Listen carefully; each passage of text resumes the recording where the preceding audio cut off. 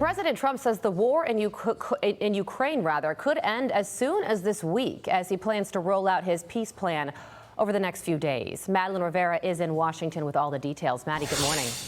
Good morning, Carly. President Trump says he wants to move quickly to reach a ceasefire in Ukraine. Here's President Trump on the issue. Do you think Russia and Ukraine can get a deal? There's a chance. There's a very good chance. The President and Secretary of State Marco Rubio have signaled the U.S. may be willing to take a pass and move on from negotiations if there is no progress. But the President is hopeful there will be some resolution.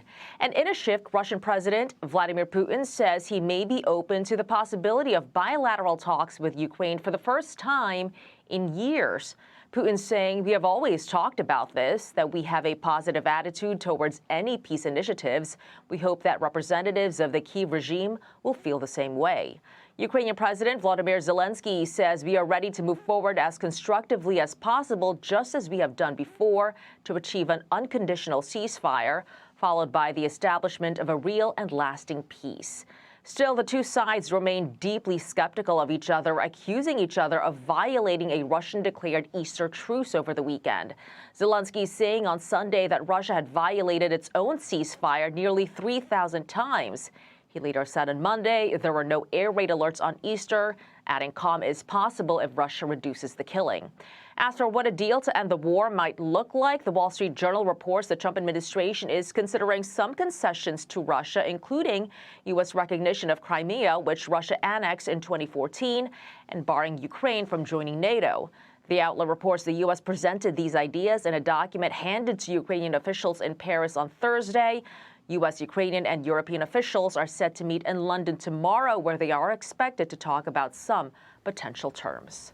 Carly. Madeleine Rivera live for us in Washington. Maddie, thank you. Let's bring in Ellie Cohanim, former State Department Deputy Special Envoy under President Trump and Senior Fellow at the Independent Women's Forum. Ellie, good morning to you. So this news that Vladimir Putin is open to direct talks with Ukraine is a big deal if it's true. Do you believe him?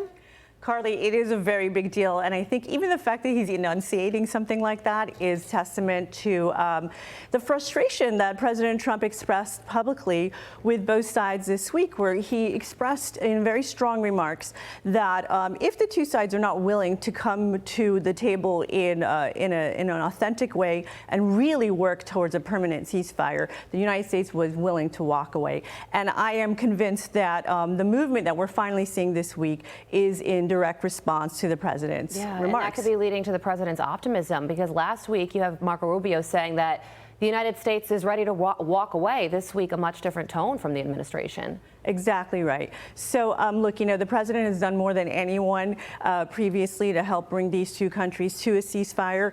And we know that there's a lot of killing that's going on, as the president has told us.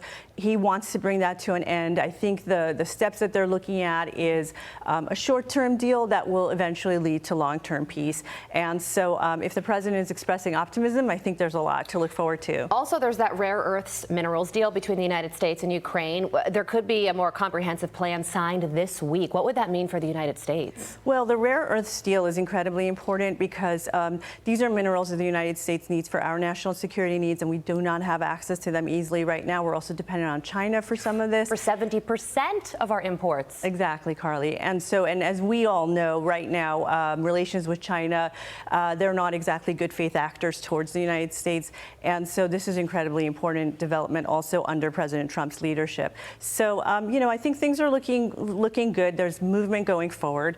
And so let's hope that there's success in these talks in London. Okay, so speaking of talks, let's talk about Iran, because this weekend, the second round of negotiations ended with Steve Witkoff and Iran's foreign minister meeting face-to-face for a lengthy period of time. How does the United States get Iran to dismantle its nuclear program? Carly, I think this is a really incredibly important question. The negotiations seem to be moving forward nicely, and right now we've got technical teams that are scheduled to meet tomorrow to really get into the nitty-gritty. What I think the greatest danger that we face right now is the Iranian regime not reading the room right. And what I mean by that is the last time the Iranians successfully negotiated a deal with the United States was under President Barack Obama. And we all know the Obama administration didn't exactly have U.S. interests in mind. That deal ended with pallets of cash being delivered to the Iranian regime. There's no way a deal under President Trump is going to look like that 2015 JCPOA. That's what Iran wants. Exactly right. And so the threat here is the Iranians understanding that they're dealing with President Donald Trump, who called that deal the worst deal ever negotiated. Yeah. So there's some difference in thinking within the administration right now on Iran's civilian nuclear program, which would allow uranium enrichment to like 3.6% as opposed to 60%, which is weapons grade. Should Iran be allowed to keep its civilian program?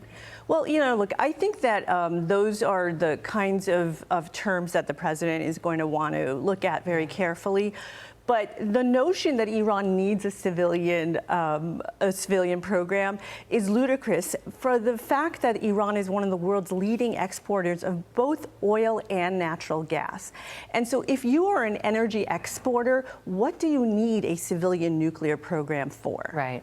And also Iran says that it's consulting with China and Russia on the nuclear talks, saying it's only natural for them to do this, which I'm sure comes as no surprise to you. Ellie, we have to leave it there. Thank you so much for joining us. Thanks for having me, Carly. Todd, over to you. I'm Steve Ducey. I'm Brian Kilmeade. And I'm Ainsley Earhart. And click here to subscribe to the Fox News YouTube page to catch our hottest interviews and most compelling analysis.